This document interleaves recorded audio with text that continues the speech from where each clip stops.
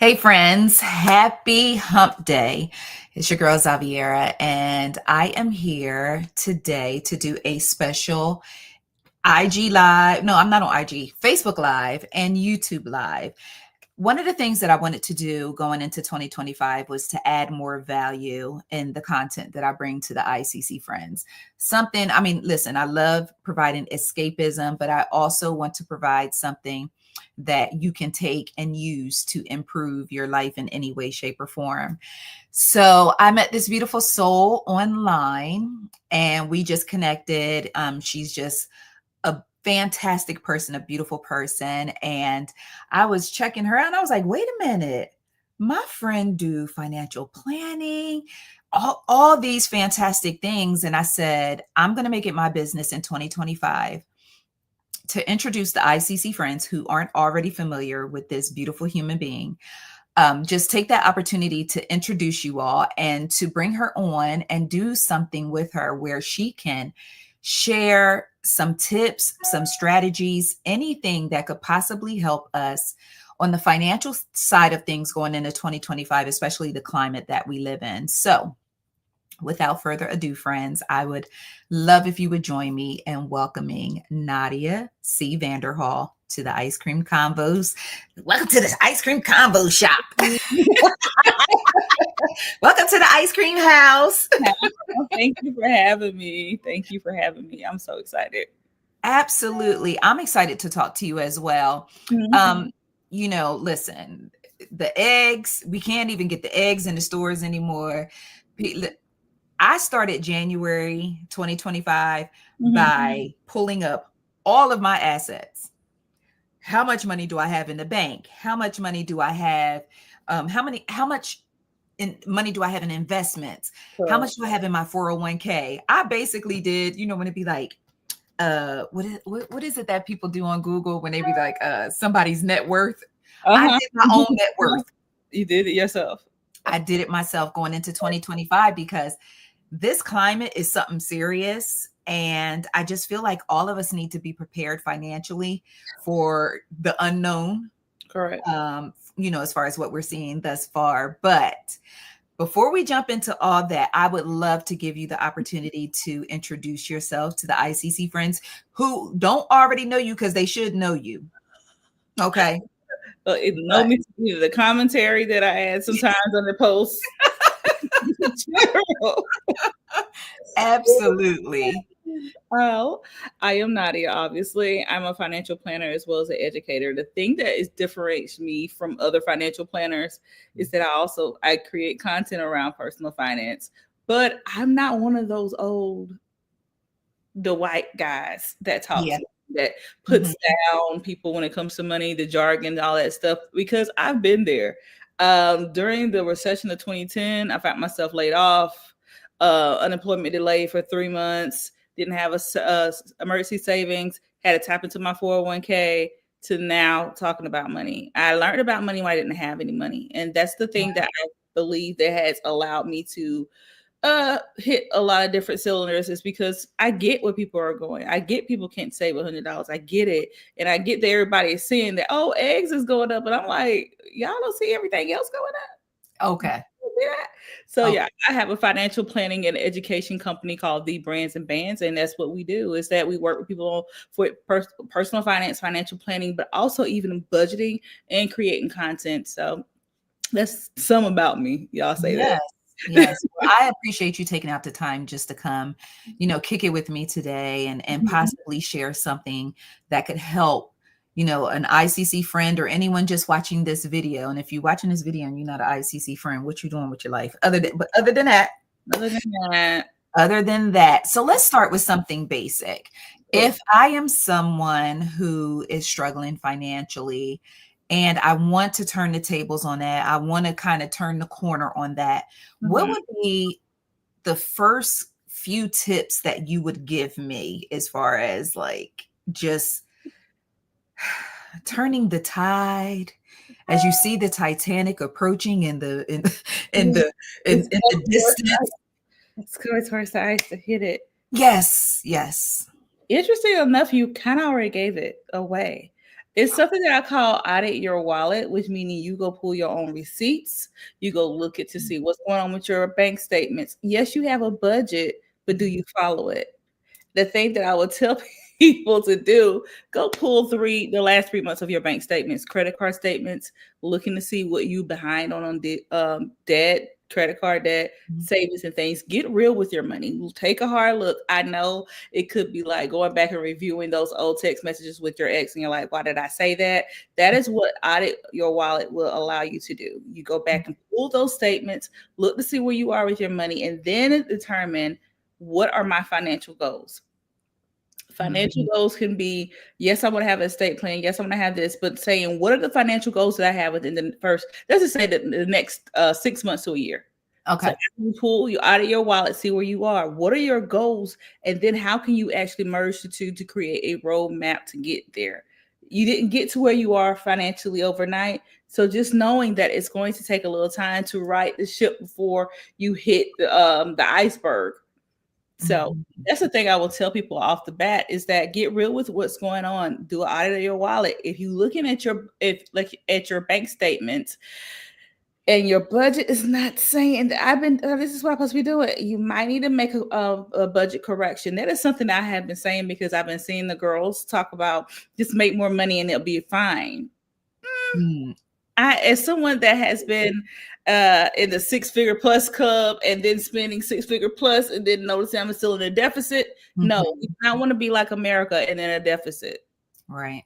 We have to look at our spending. I'm no Elon Musk, but we have to look at our spending, yes, to determine how can we shift our money. So do an audit of your wallet, create some financial goals over the next 3 to 6 months to a year, and then start doing baby steps. Because I had a creative that showed like the easy things that you could do financially to get back on track. Okay. Pay a bill, create a budget, open a high yield savings account, building a better budget, depending how can I say it? Read a book, a finance book.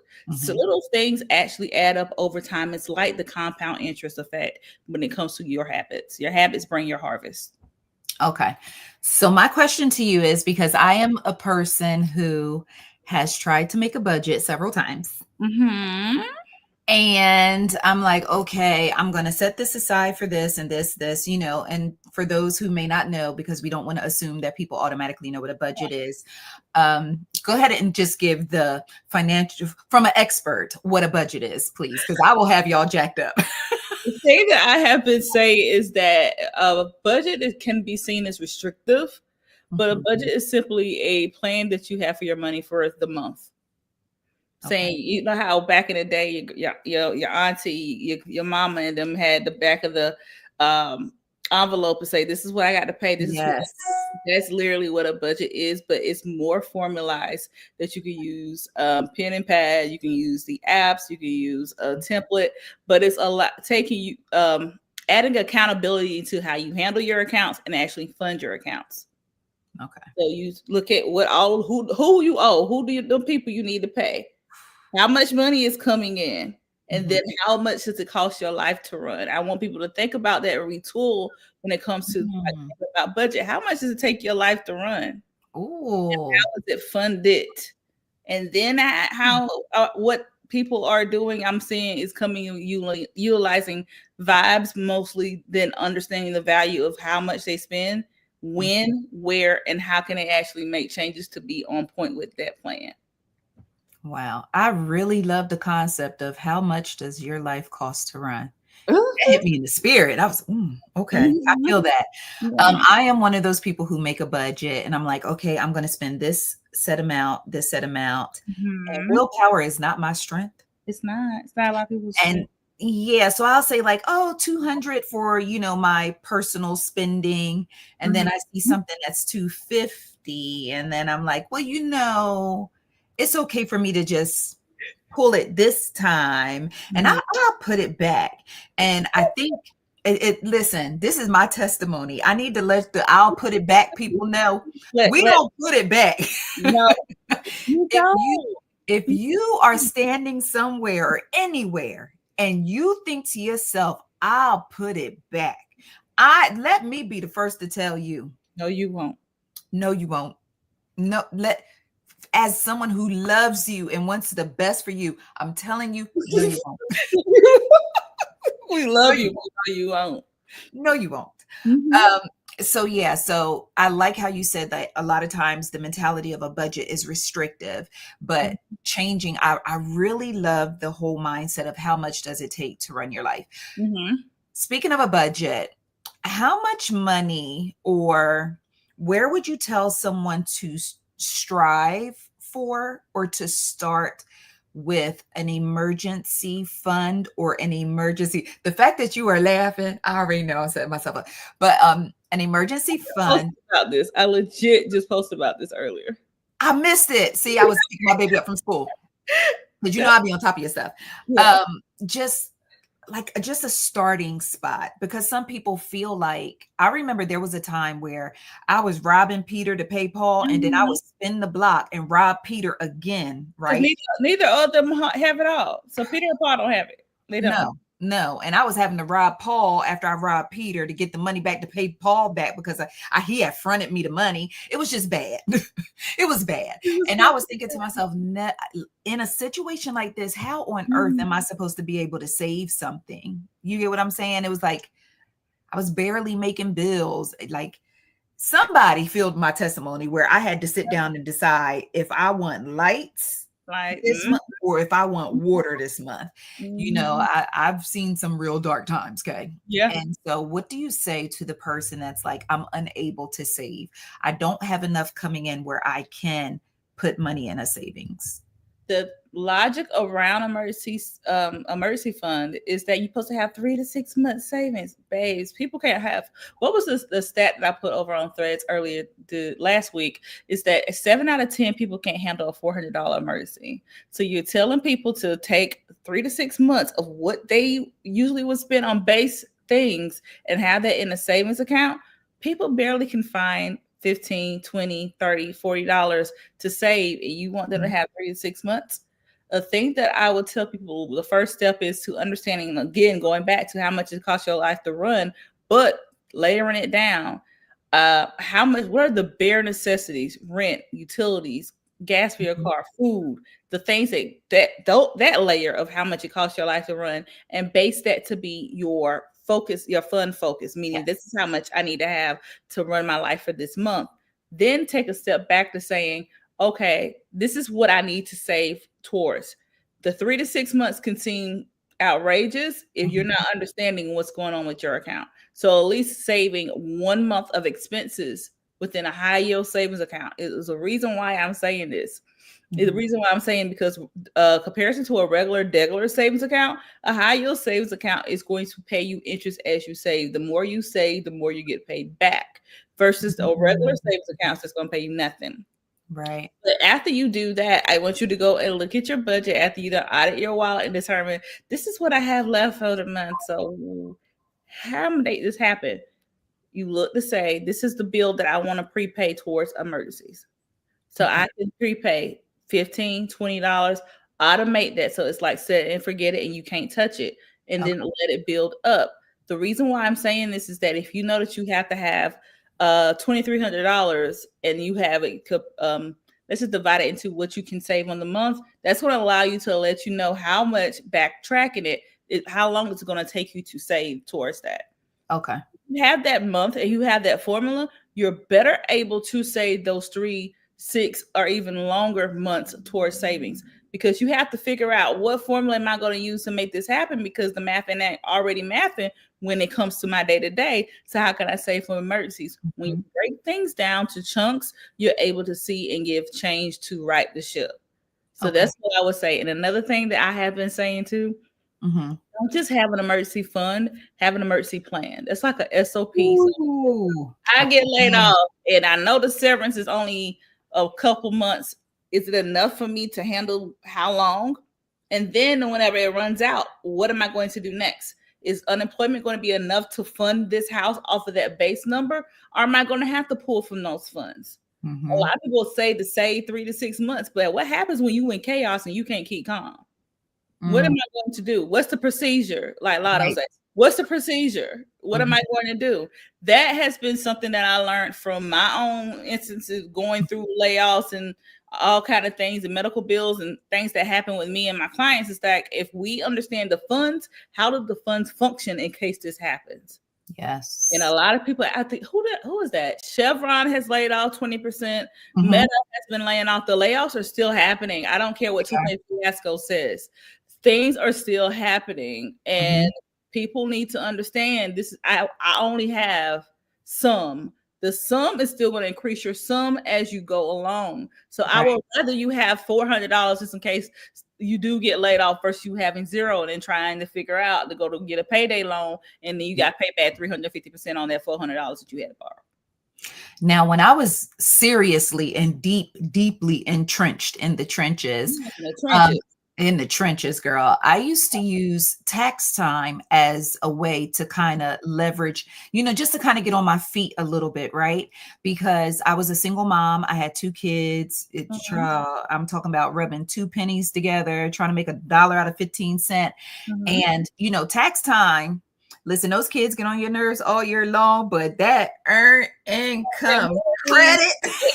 I was like, come here, baby. Mama love y'all. You were my little rich friend. Hey, my little rich friend. We be sitting right up in H&R Block, bright and early. Like, what? Y'all got rapid? What's rapid refund? Oh, okay. But especially, and I say that because I'm speaking to like the single moms, especially because I was a single mom for many years. Tax time.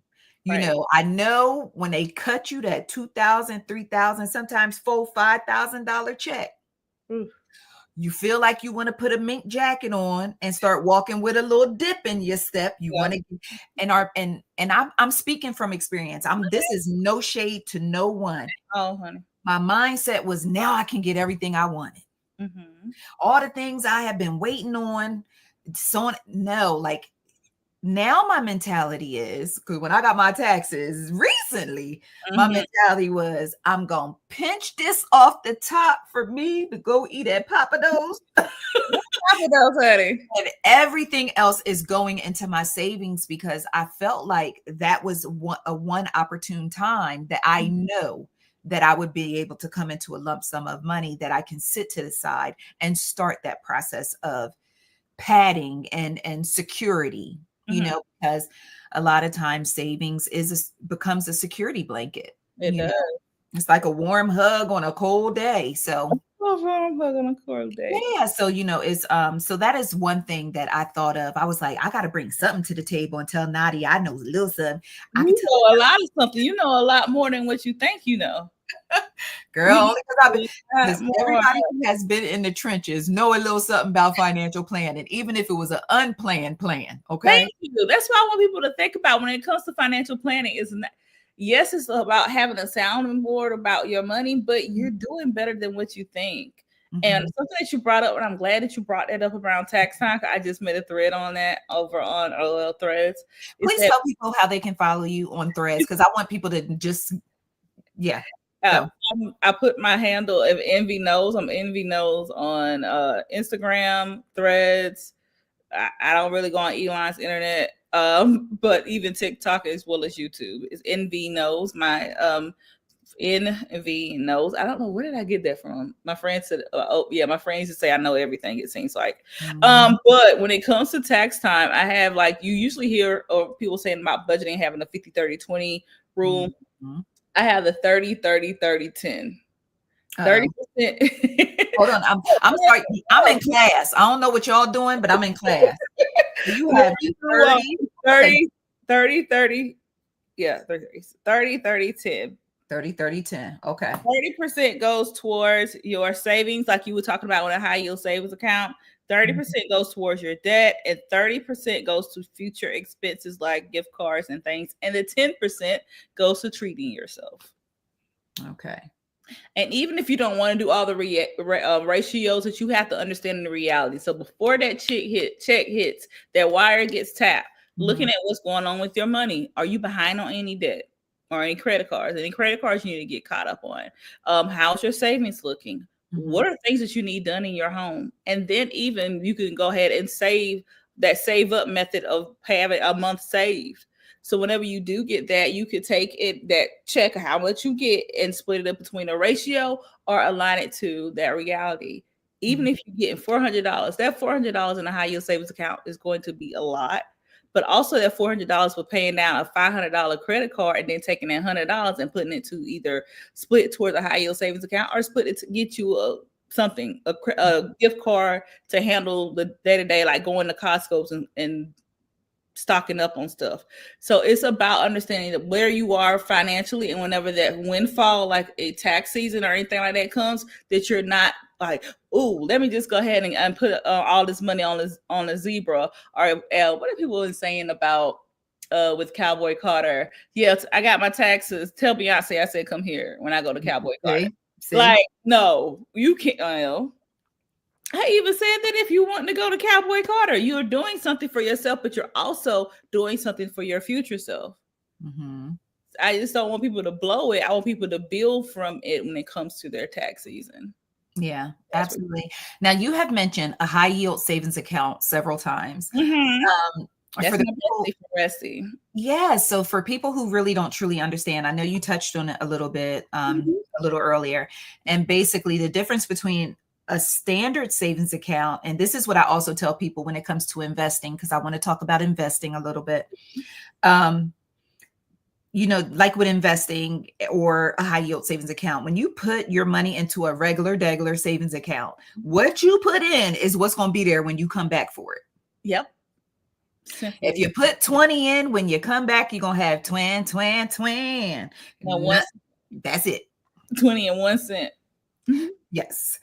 Now, if you do a high yield savings account, or, I do a little bit of investing too, your money makes money. Yes.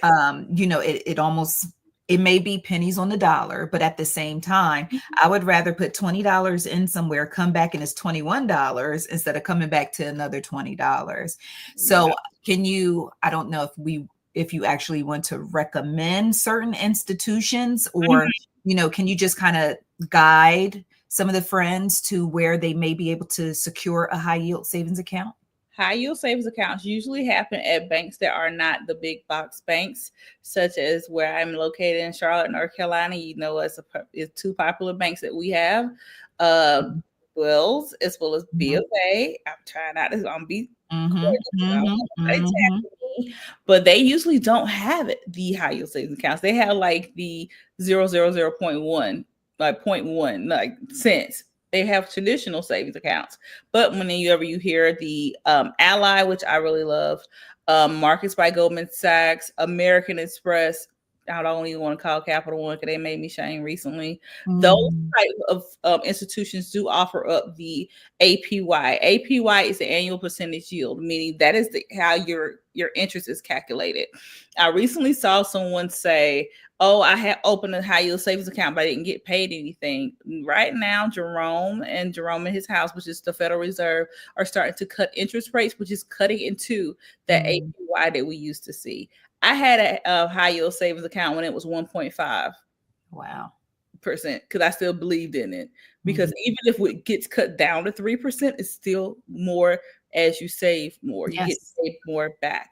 So the thing that I would tell people is to look into those. And even if you see that the interest rates are starting to drop, which we're probably going to be seeing them drop throughout the rest of this year, just keep them in mind, that they still are good places to park your money. I do recommend people having $20, $50 within a regular savings account just in case something happens. But high yield savings account is going to take probably 24, 48 hours for that money to transfer over in case you need it.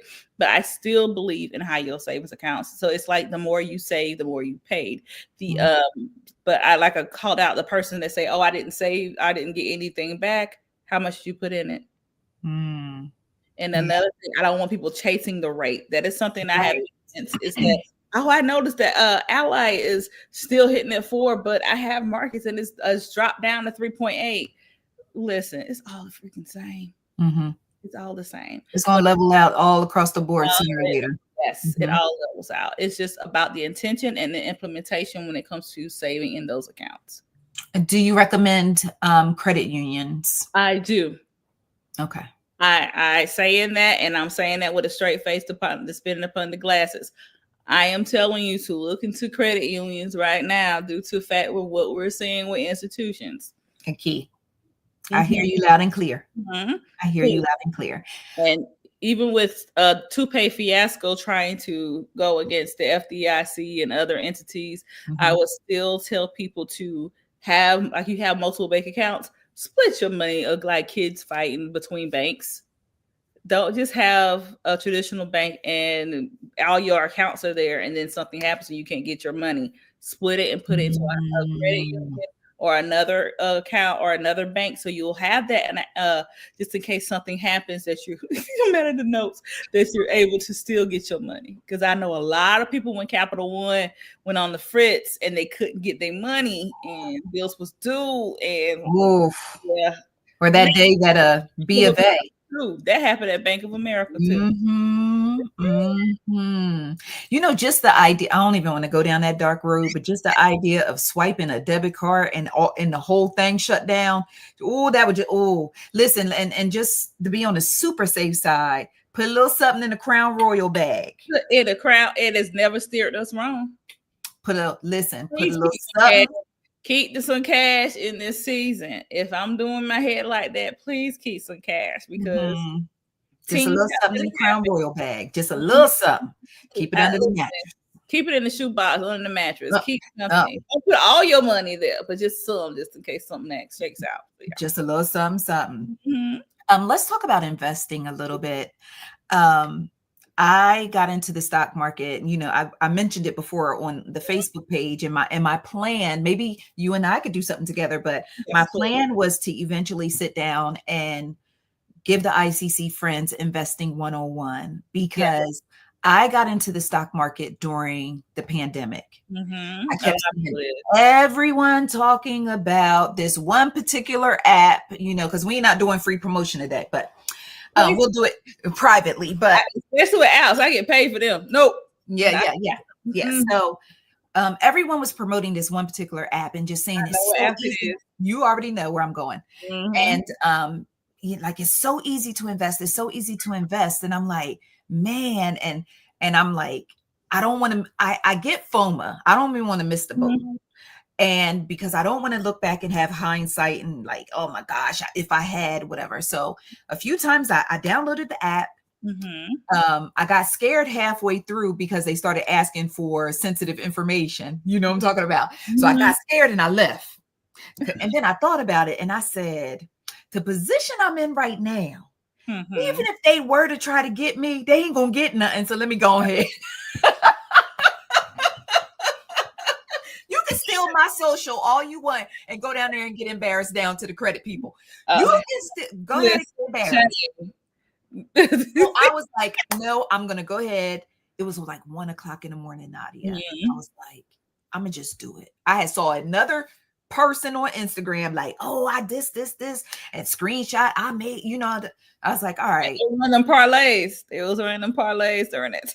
And it was, wasn't it? So I was like, all right, let me go ahead and hop in with a little something. Next thing you know, I'm watching MSNBC, CNBC. That's it, CNBC all day. Got the ticker tape rolling at the bottom. I got apps on the phone. You could not tell me I wasn't on Wall Street. You was wolf on Wall Street. I was the wolf on Wall Street. Remember when he was like, I ain't leaving. Everybody was like, yeah. That was me. I'm staying. So I was like, okay. But from 2020, it's 2025. And the investments that I made then are still paying me now. Right. And I'm talking about y'all, you know, a lot. The mentality is with investing. You have to have a lot of money, or you have to really, really know stock. What I told people, what I taught myself when I first came into investing is invest in the things that are tethered to my life. Invest in the things that you know. I used to like to go to the movies all the time. I invested in AMC. We're not going to talk about how that turned out, because I had to get out. I'm glad you got out, because a lot of people got burnt. A lot of people got burnt. I had to get out, but I invested. I used to like to take cruises, so I invested in cruises. But here's the other thing. But here's the thing about investing. When you are investing in things, just as a new investor, just pay attention to what's going on around you, and that will really, really save you. Listen, when y'all got that cough and your lungs was cutting up, guess who I invested in? Big Pharma. I bought one stock of one. I bought one share, excuse me. I bought one share of one particular stock company who then announced they was making a vaccine. I put between $25 or $50 in that one share. Those folks announced they was making a vaccine. I now have over a $1,000 return on that one share. Yes, I know exactly who you're talking about. Now, it's people who be on the street with little short skirts on and walking up the cars that don't get that type of return. You feel me? Unless you're the water bottle boys, yeah. Got me scared to roll down my window in Atlanta. But what I'm saying is, like, it's not as hard as you think it is. If you only have $20, you can literally go buy $20 worth of something. It's called a fractional share. And so, but we're going to do that. We need to do that. Yeah. But I definitely want to talk to the friends and just kind of teach about investing. Because again, it's one of those things, you know, leaning into passive income. Right. But there is risk. Let's talk about it. There is risk. Because when you buy stock, that stock can shoot up. Yeah, it can shoot down. It can go to hell. Trust me. It did in 2020. Yeah. So, you know, right now I know that maybe investing, if depends on who you're talking to, it sounds volatile right now. It's like, it is. You know, you just really don't.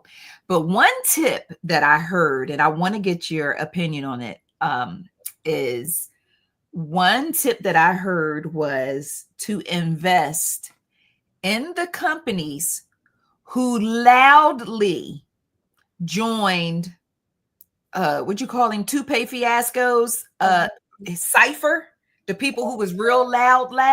Look at those particular companies, because he may in turn look out for them for their allegiance. How do you feel about that thought process?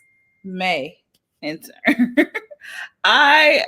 Those companies that are on his roster are ones that have already been performing well. I'll say that. So regardless of if they are to get any kickback from him, or honestly, I thought he said that he's supposed to lower prices, but the CPI still saying is high. But I would still say to look at those companies that are very major in their lane, and then take a step back to say, what are index funds that I can invest that have those companies within them that I can then take and buy a fractional share? Why am I bringing this up? I am bringing this up due to the fact that index funds are like the sample bag of chips that you get from the store and has like Cheetos. Yes. That's how it is, like buckets of stock within that, and it's one price, but it's not the full bag of stock or the full share of stock. It's a piece of a stock. So I will always tell people to look into those. The reason why is because I have a feeling that the stock market is going to stock market. So having it in an index fund is going to protect you more so than you buying a full share of a AI stock that is very popular right now, or a stock of a company of the laptop that I'm using, or this phone right here. So you can go and buy index ETFs or index funds. Index funds are connected to the indexes that you will see, the S&P 500, and they are still within a safer guard. That goes back to what you were saying when it comes to risk. A lot of people here to get the fractional share, to buy this company, to consume what you consume, which is in line with what you talked about. The companies that I spend the most money at, that I have researched, that I have researched before I reach for my wallet to buy them, are the companies that I started investing in. I had T-Mobile stock when T-Mobile gave away that free share stock eons ago, and I held on to it. And that's how I technically got into it when I started doing that. But then too, is that those fractional shares within an index fund or ETF are going to protect you. Those companies that you're talking about, those companies are good to research to see how they've been performing within their the last 3 or 4 earnings cycles. How are they holding when it comes to their gains? How did they perform during the time of March 2020 when things got a little bit not funny? Yeah. So knowing how to reach for those companies, research to see not only how they perform, but how do they actually reach and fit within your financial goals. Are you going to be good with holding those companies for the next 6 months to a year, or if not longer? Or are you just trying to get a parlay? Mm-hmm. Yeah. If your position, are you trying to hold on to it, pat it down, or parlay it? So that's what I would tell you, is to look into companies like that, look into companies that you're investing in, look into companies that have been in the news for certain things that are starting to get like bids for contracts, even though contracts is going through a little different thing. Yeah. Yeah. Yeah, but looking to see who are still holding on to those contracts, even those contracts are getting funky. Who is still holding on? What companies? And then how can I pocket that if it's going to be within buying the shares right out at fractional full, or within an ETF, or looking to see if an index fund aligns to it and determine your parlay. Or are you going to park it? Thank you so much for bringing up the ETF and the index funds, because that is a very, very, very safe way to invest. Like you said, it's like a smorgasbord, right? If you want Apple and you like Apple, then you can actually get an index fund that includes Apple, but it also includes other companies, and it lowers the risk, because if Apple start, if Tim Cook get over there and start slipping on his pimping, the other companies within the index fund will still kind of keep things from just bottoming out, completely bottoming out. Just the only difference between, like you said, buying a full share and an ETF or index, it's a slower growth pattern, but it's almost like it's like, I don't know. It's almost like, do you want to walk and get there safely, or do you want to run and risk falling? So that's the difference between the two. And, if you want to take the run route, or just do both, like, if you have the time, do it. And if you don't invest anything that you are not willing to invest your light bill into Apple. Don't invest your light bill into this parlay that you see somebody said they did on TikTok. Yes, thinking you about to flip it. If your no, look at your budget and determine how much can I automate into my brokerage account. I have some that I can recommend if you like me to, but how much can I automate? This is a bill that you're going to either use to stick it there until you want to buy a couple shares, or to go ahead and just auto buy or robo buy. So if you cannot stand to lose money, do not invest all your money. Meaning, I can only stand to do $10 on a fractional share to buy this or whatever. That's how I brought my first full share of Apple. Was saying, all right, this is how much Apple was. This is at the time Apple was like a couple thousand. Yeah. And I said, all right, so this is what I need. This is how much the full share was. This is when I plan on buying it by. This is how much I need to automate from my bank account, my check per pay period, bi-weekly. And that's how I determined to buy it within. By the time it got to this point, I would have enough for fractional shares to have a full share. So if you have to, if you want to, you don't want to give Duke Energy money to buy Duke Energy stock if you can't pay the lights. Amen, Walls. You gotta pay Georgia Power before Amen, Wall.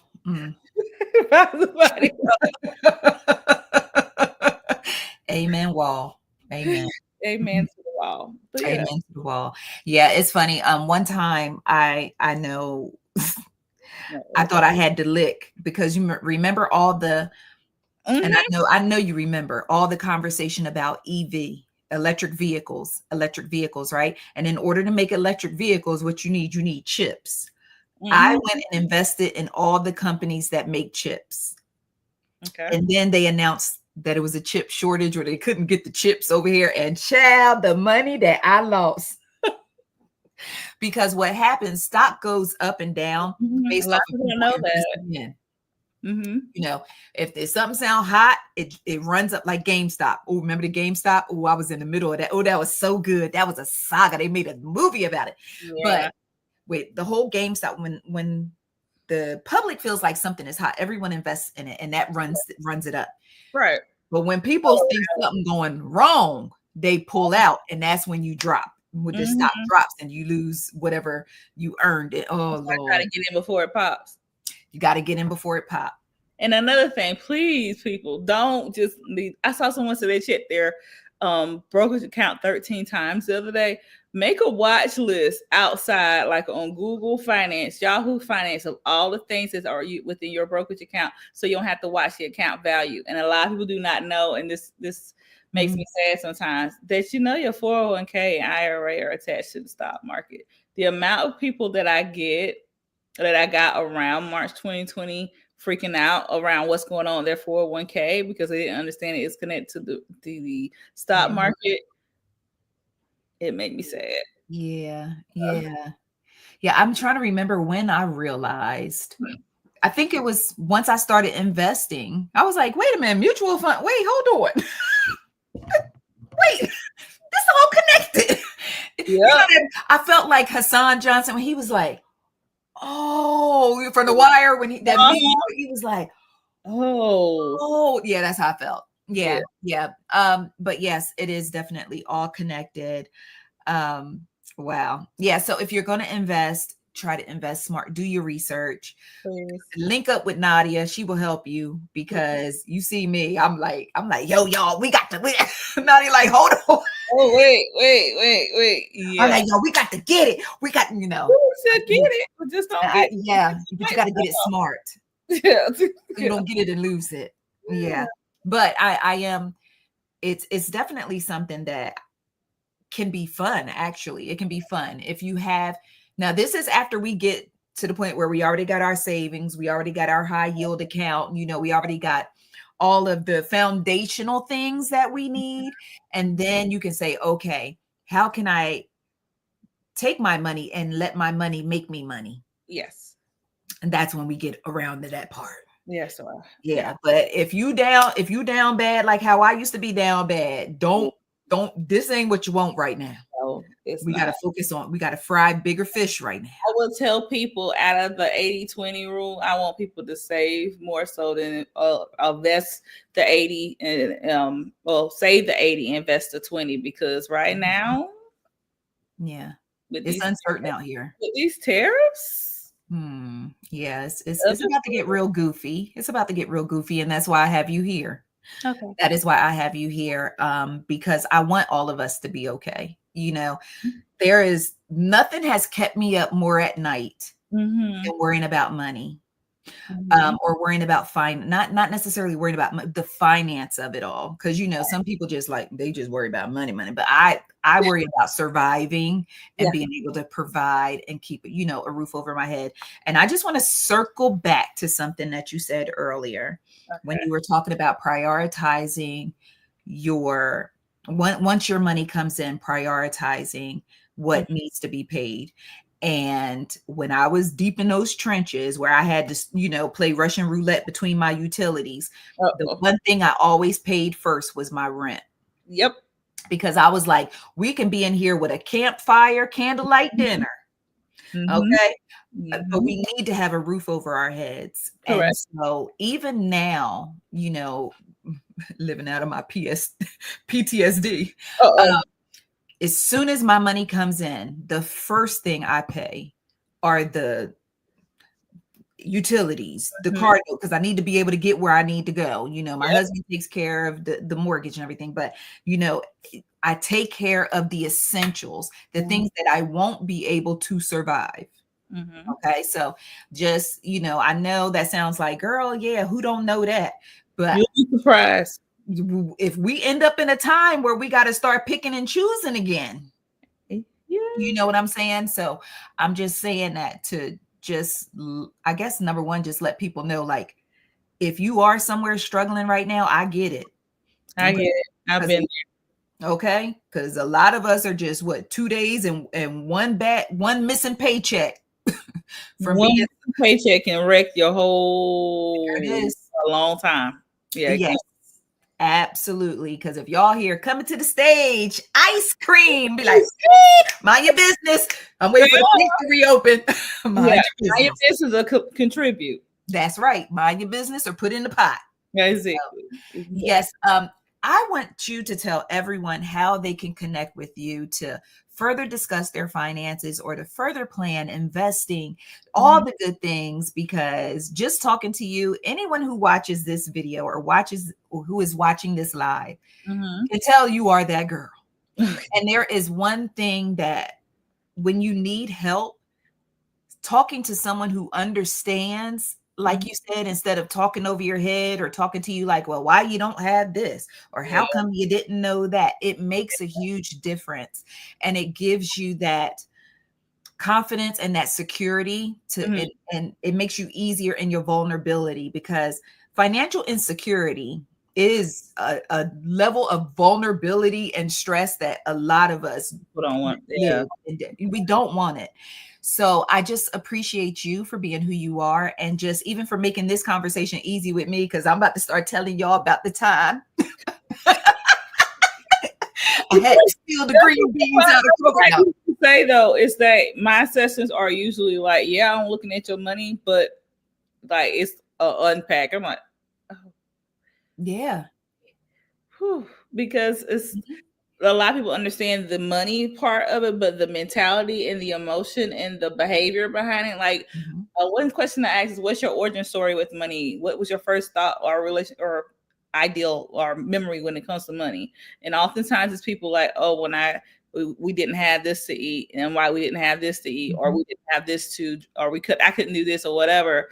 And I think one of mine was like, "Oh, when we went to Scholastic Books." Oh, the book fair. Here, and how my mom was like, "Oh, well, this is what all you can do right now," and then I'd be like, because I had circled everything, but And then the ooh, the little paper. Ooh. I remember seeing a classmate back then didn't have anything. And I went Wow. back to my mom. Mom was like, here's some money. But it's just your origin story will allow you to understand how you operate your money. Mhm. But it's a lot of the times people talk about generational wealth. But the other thing of knowing is that someone says, "Oh, my mother didn't teach me this. The only thing they taught me about was having debt." Your mother, your father, your family, they don't know what they don't know. So when you're Mhm. able to unpack what goes on with that, it will be able to get on track when it comes to your finances. So yeah, my sessions can get a little heavy But you sometimes. know, it's true, because even just being transparent about Mhm. me, I have I didn't grow up like poor, right? I was raised by my great grandmother who always made me feel like I had everything that I needed. Mhm. Now, when I said, "Grandma, can we go to McDonald's?" You got McDonald's at home. But I never felt poor or felt like, without. But Mhm. she wasn't wasteful. She had Mhm. one credit card, and that was JC Penney. Uh-huh. And she always told me that if you can't pay for it cash, you don't need it. That was her lesson on credit. If you can't pay for it cash, you don't need it. But I always remember just going to JC Penney with her Mhm. at Christmas time was the only time I ever saw her pull the JC Penney credit card out. And then I literally as a child recall probably 30 days later her going right back down there to pay that card off. Mhm. Um, but with that being said, it was once I got out on my own Mhm. as a single mom and just having to put notes on the meters outside, asking the guy, please don't cut this off today. Like Yeah. y'all, listen, I could tell y'all some stories. Mhm. Um, and so now that I'm in a better place financially, I'm not where I want to be. And I don't know if any of us ever feel like we are totally where we want to be financially. I think that's just always one of those things where the Trauma things. the Trauma. goalpost keeps moving. But I know that the Lord has blessed me to be in a better position than what I was in. Mhm. But I still have um I call it a scarcity mentality. I am so scared of ending up back to putting the Different. note on the meter or having to juggle with utilities. So the moment that my finances dip a little bit more than I would like them to, I go into panic mode. And I'm staring at the ceiling at night. My husband like, girl, go to bed. I'm like, no.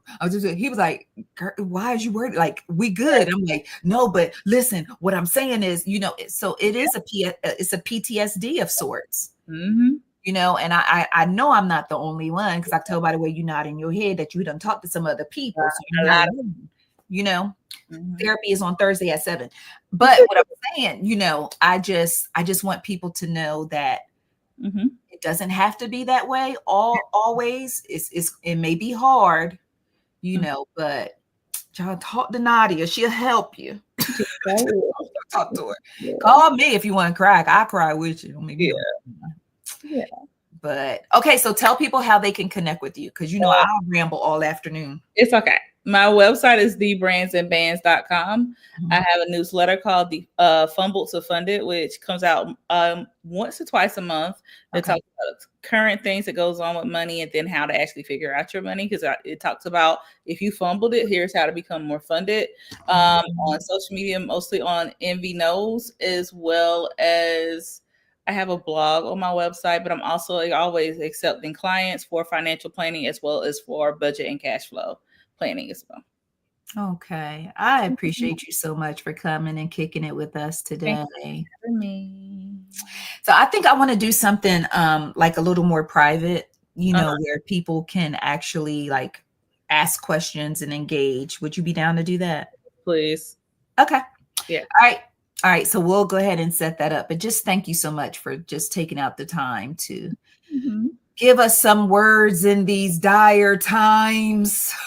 And people pushing eggs and selling eggs. Like, I'm like, wait, what is this? Okay.